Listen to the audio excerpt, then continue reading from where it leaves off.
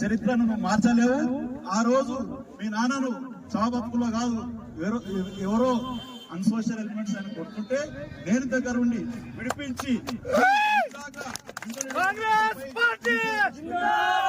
ప్రజలు మర్చిపోరు. కాకపోతే కొత్త జనరేషన్ నువ్వు తప్పు చరిత్ర ఇస్తున్నావు. ఈ చరిత్ర తప్పుడు రాత్రులు తప్పు. నువ్వు చరిత్ర ప్రజలు మర్చిపోలేరు, చరిత్ర తిరరాయలేరు.